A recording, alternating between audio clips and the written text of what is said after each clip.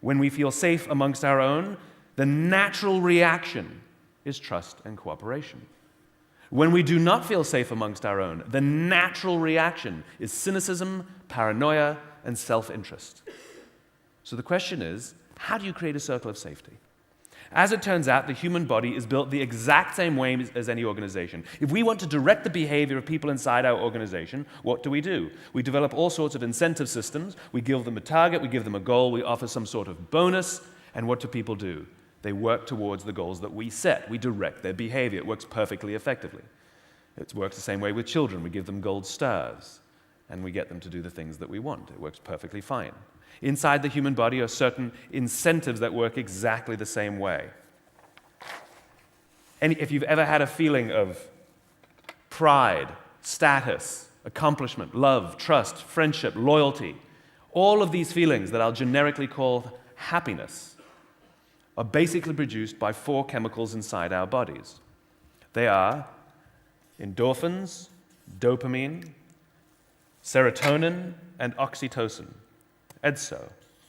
Every single feeling that we basically know as happiness is controlled by these 4 chemicals. And what they're trying to do is incentivize us to get us to repeat behaviors that are in our best interest. In other words, to get us to cooperate, to get us to trust. It is our natural disposition to want to trust and cooperate, and we're always looking for it, which is why the sense of belonging is so powerful.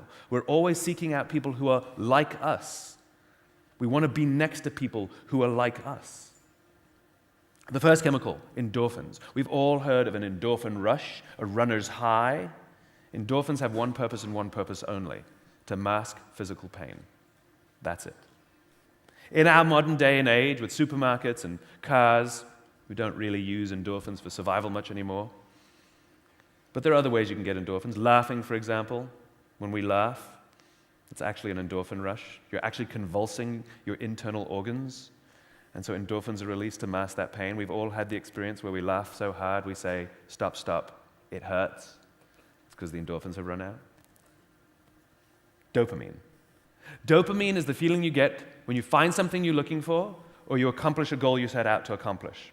You know that remarkable feeling you get when you cross something off your to-do list? Oh, that's dopamine. This is why we are told that you must write down your goals if you want to achieve them. If you don't write down your goals, you won't achieve your goals. There's some truth to this. We're very visual animals. You have to be able to see the target. And then the dopamine directs us to stay focused on that target. The whole idea of metrics is to count progress, to make us feel like we're making progress towards the goal. We're not supposed to be obsessed with the metrics. We're supposed to be obsessed with the destination. Metrics is simply a way to help us feel like we're getting towards it. This is why we have a vision statement. They call it a vision statement because you have to be able to see it so that it focuses us towards that vision. The problem is most vision statements are absolutely useless. It's because they're abstract and we can't imagine them in our mind's eye. We can't see them.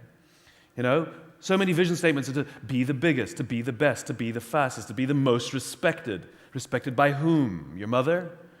You can't understand this. What if I were to tell you, you'll get a bonus if you accomplish more? How much more, you ask me? More. Doesn't work.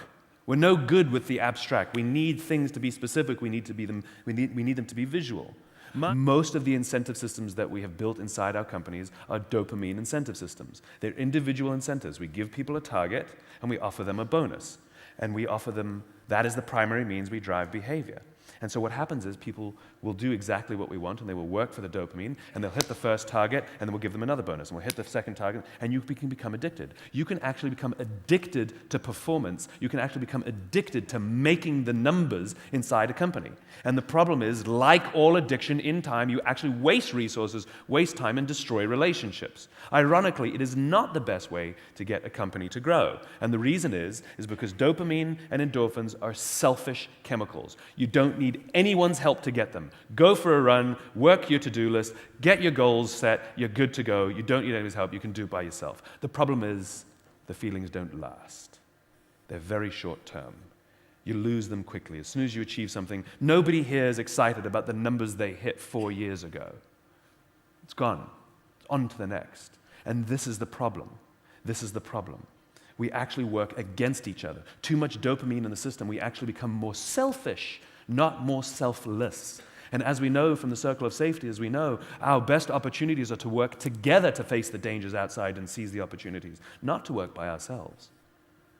This is why the other two chemicals exist. Serotonin and oxytocin are the selfless chemicals. They are the social chemicals. They are the chemicals responsible for trust and loyalty and cooperation. Without these chemicals, we'd all be working by ourselves and we would not do very well. We're not very good by ourselves. The first one, serotonin, is the leadership chemical.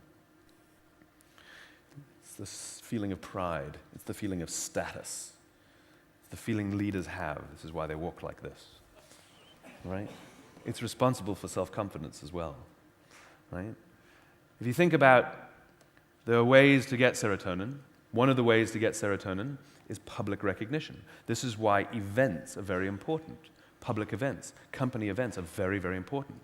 Right? It's because when we put a room of our peers together and we single somebody out, we just like to single out Peter. Peter, can you stand up, please? Great job on the meeting today. We just want to say thank you. You did a superb job. Peter feels good. He feels his status rise. He feels valuable. You know, we all want to feel valuable amongst our own tribe. We all want to feel that our work is valued by our peers and our bosses. And so when we have it pointed out publicly amongst the group, it actually makes us feel good and valuable, and others see us as valuable, and we feel our status rise, we feel proud, and it builds our confidence. Serotonin works best when it's shared.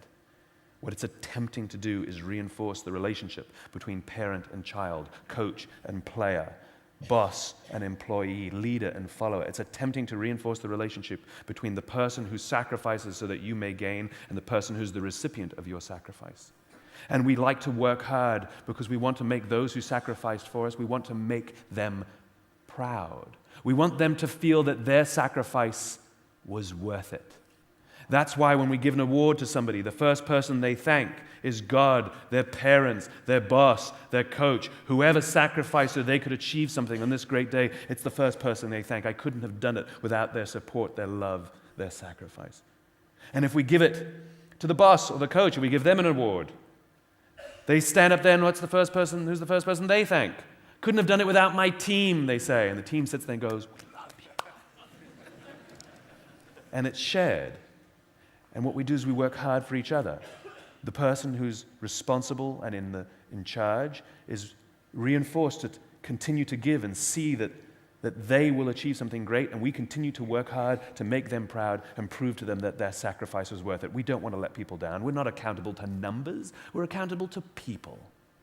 We're constantly assessing and judging each other. Who's alpha, who's beta, who's dominant to us? It's not a fixed standard. It's a relative standard. If you've ever met someone and you're nervous meeting them, you're not the alpha. We've all had the experience where someone's met us and we can sense that they're nervous meeting us. You're the alpha, right? We're constantly judging and assessing each other. We're hierarchical animals. You can't put a group of people in a room and say, you guys are all equals. It doesn't work that way. We always self-organize. And the reason is because when we assess that someone is alpha to us, we voluntarily take a step back and allow them to eat first. Our leaders get first choice of meat and first choice of mate. We may not get the best choice of meat, but we get to eat eventually, and we don't get an elbow in the face. Good system. To this day, we are perfectly comfortable with somebody more senior than us getting preferential treatment. Not a single person in this room has a problem with somebody more senior than you making more money than you. Doesn't bother us at all. We might think they're an idiot, but it doesn't actually bother us that they make more money. Nobody has a problem with somebody more senior having a better parking space or a bigger office. It doesn't bother us. In fact, we sometimes expect it. It's because we're proud to do things and shows deference to those more alpha than us, those that we have judged as alpha. And if you're the recipient of that deference, if you're the one called sir or ma'am, if you're the one who gets given a cup of tea as soon as you walk into the room even though you didn't ask for it, if somebody holds the door for you or carries your luggage for you, or you're the one making more money and enjoying all the perks, you feel the love, you feel valued by your tribe, you feel the serotonin, you feel your confidence rise, and it feels good. This is why we're all trying to vie to raise our status in the society, because it feels good. It comes with certain perks. It's good to be the king. And you should enjoy those perks. However, they don't come for free. There's a cost for being the leader, you see. As a Marine Corps general told me, the cost of leadership is self-interest. And he's right. You see, the group is not stupid. Yes, we gave our alpha this preferential treatment. Yes, we gave them first choice of meat. Yes, we gave them first choice of mate. Yes, we show them all this deference, and they get all that confidence as a result of all the serotonin. And the reason is because when danger threatens the tribe, we expect the person who's actually stronger, who's actually better fed, and who's actually filled with all that additional confidence to rush towards the danger to protect us. That's the cost of leadership. That's why we gave them first choice of mate, because they might die first, and we want to keep their genes in the gene pool. We're not stupid. That's what leaders do. They're willing to take the risk and sacrifice their perks or comfort when it matters to protect their people. You should enjoy all the perks, you've earned them. However, are you willing to sacrifice the numbers to save the people, or would you sacrifice the people to save the numbers? Only one of those choices makes you a leader. Oxytocin. Oxytocin is everyone's favorite chemical. It's the feeling of love, it's the feeling of trust, it's the feeling of loyalty, it's all the warm and fuzzies, unicorns and rainbows. Like I said, multiple ways to get oxytocin. One way, physical contact, right? This is why children hold on to us, makes them feel safe. It's why we hug the people we love, because it feels good. It's why athletes high five. It's why when someone's hurt or someone's depressed, we touch them, we kiss them on the forehead, we rub their leg and say, there, don't worry, it'll be okay. We put our hands on our friends' shoulders when we sense that they're tense, because oxytocin relaxes us, and it makes us feel safe, and it makes us feel that someone's there for us. And it gives us the confidence to try again because we know someone's there. You think business is about terms and contracts. It's not. It's about our pursuit to find circles of safety. Business is looking for human relationships to find people around whom we can feel safe. And this is one of the most valuable tools you have. Imagine you're about to sign a deal with someone, and you come to sign the contract. And they say, we're so excited, and you say, we're so excited, and you say, great. And they say, no, I don't need to shake your hand. Let's just get this contract signed and start the deal. And you go, great. And they say, no, I don't need to shake your hand. Let's just do this. I agree to all the terms. You just got all the terms you asked for, and yet their simple refusal to shake your hand, to create the human bond of trust, means one of two things will happen. You will either scuttle the deal, or you will go into it nervous, because they wouldn't shake your hand. Oxytocin, trust, safety. If someone does a good job or you want to criticize somebody, instead of doing it over email, stand up, walk across the hallway, knock on the door and say, nice job today. And if you can't do that, pick up the telephone. Pick up the phone and say, hey, just wanted to say nice job. And they'll say, is that the only reason you called? And you go, uh-huh. And they go, wow, I've done it. Watch it happen. People are amazed that you would spend the time simply to say thank you. Or if there is a criticism, that you would spend the time to pay them the service to do it yourself as opposed to on some email. Leadership is a sacrifice. Sometimes that sacrifice comes in terms of your comforts, your profits. Sometimes that sacrifice comes in terms of your time and your energy. And the best leaders are the ones who are willing to sacrifice for their people. Leadership is a choice. It is not a rank. I know many people at the top of organizations who are not leaders. And I know many people at the bottom of organizations who absolutely are leaders. And when you're willing to do that, and your people feel confident that you would do that, you are rewarded with their love and their loyalty, and they will gladly give you their blood and their sweat and their tears and sacrifice themselves to see that your vision is advanced. And the more oxytocin we have in our systems, the more good we want to do. It actually makes us more generous. And as I said before, it boosts our immune system, it makes us happier, it makes us healthier. Why? Because the human body is desperately trying to get us to look after each other. The greatest feeling we can get is when we do something nice for each other on purpose, so that we will do nice things for each other. And if we see people do nice things for each other, it makes us want to do nice things for each other. Why? Because the human body is trying to get us to look after us, ourselves. Happy people live longer. Happy people, oxytocin also does something to the frontal lobe. It makes you a better problem solver. It makes you smarter when you work amongst people with whom you trust. There's one more chemical I haven't told you about. It's called cortisol. The big C. Cortisol is the feeling of stress. It is the feeling of anxiety. It is the feeling of tension. It is the feeling you get when you're not sure what's going to happen. Cortisol is designed to do one thing and one thing only: keep you alive. It is an early warning alarm system. The problem is, cortisol is not supposed to stay in our systems. It's supposed to inject in our system, keep us alive if there's danger, and then leave. But when we work in companies, when we work in environments in which there is low-gauge stress all the time because we don't trust each other, drip, drip, drip. Someone comes to work and says, I think there's going to be redundancies today. And everybody goes, what? Now everybody's worried. Now everybody's paranoid. Now everybody goes tense. And guess what? Nobody's getting any work done that day. Because everything is about stay alive, stay alive, stay alive. We react the exact same way. We become paranoid. I know I shouldn't have spoken up in the meeting. Oh, I knew I shouldn't have done that. Because we don't trust each other.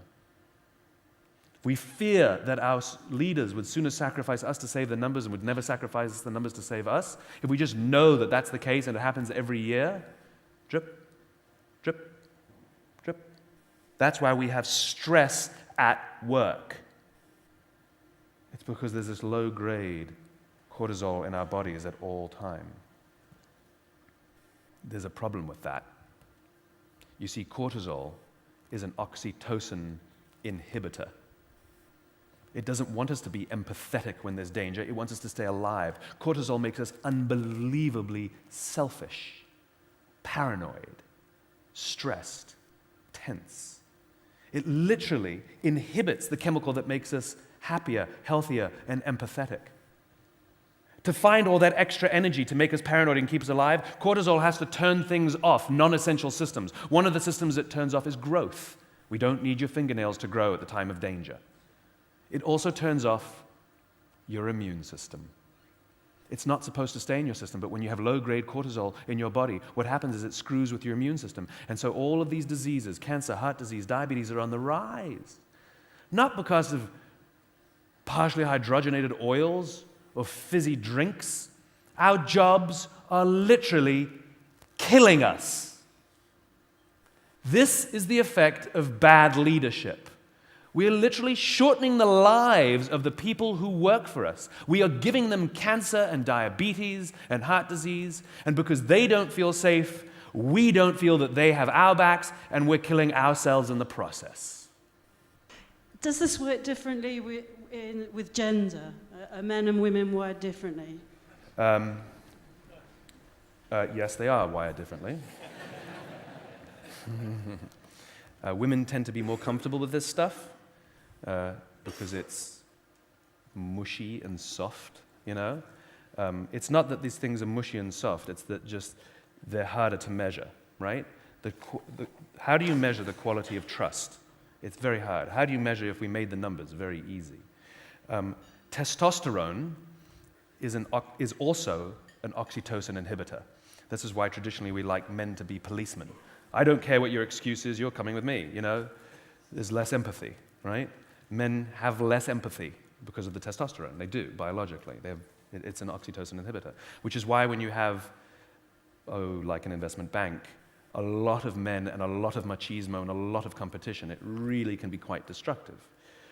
If there's bad leadership. You have it in the military as well, and it is not as destructive because there's good leadership. So yes, women tend to be better at this. I actually believe that we need more, it's not that we need more female leaders per se, it's that we need more leaders who act like females. Females just have an inherent advantage, you know?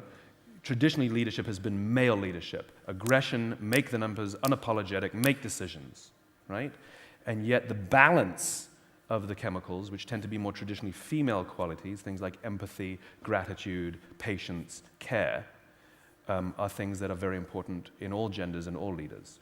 Women have an advantage of those. So once again, it's about balance. I tend to believe that great leaders actually come in pairs, mum and dad, you know? When we achieve something great in our careers, it makes our fathers proud. When we're good people, it makes our mothers proud, right?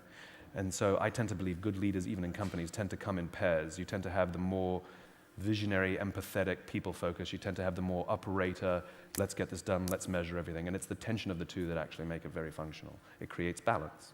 Yes? Simon, thank you very much. It's a bit of a follow-on from the last one, actually, but I'm interested in the difference between, or the triggers between, conscious thought and the kinesthetic feelings, and how they actually, which are the alpha in there, and which leads which, and how can you turn them on or off? Boy, these are hard questions. All of these chemicals are produced in our limbic brains, and our limbic brains are responsible for our feelings, and it's responsible for all of our behavior and decision-making, but it is not responsible for rational and analytical thought, and it's not responsible for language. We share the limbic brain and all these chemicals with all the social mammals. We're all the same. We have a neocortex, which is our Homo sapien brain, which gives us the capacity for rational and analytical thought and language. The problem with being human, the problem with the neocortex, is that we want to make sense of everything, and we want to explain everything. And so when we have a feeling where a gazelle just reacts to the feeling, we want to figure out where the feeling's coming from, you know? And so this can drive us mad, right? And it can actually feed it, good or bad. We create stories in our heads that can really make it quite maddening. What's quite remarkable about the conscious and subconscious brains, if you will, the conscious brain has access to the equivalent of 4 feet of information around you. So this is the information we access when we have brainstormings, or we do the pros and the cons, or we think about the problem, or we access our expertise, right? This is our conscious brain. The subconscious brain has access to the equivalent of 11 acres of information. In other words, every lesson you've ever learned, every experience you've ever had gets stored away. And the reality is the value of the brainstorming session is actually not the brainstorming session, it's the asking of the question, because your subconscious brain will continue to think about things, not really think, but think about things, even when you're not thinking about them, right? But if the question's never asked, it won't. So the value of the brainstorming is the posing of the question. And then when you're lying in bed, or go for a run, or in the car, or in the shower, all of a sudden you go, oh my God, that's the answer, right? They come from nowhere. They didn't come from nowhere. It's because your brain is always working out problems and posing the problem at work and then allowing it to sit, allows your brain to go into all those other experiences you've had and know what to do. This is why experiences and curiosity and talking to each other really matters, because you will file these things away and you will access them when you need them.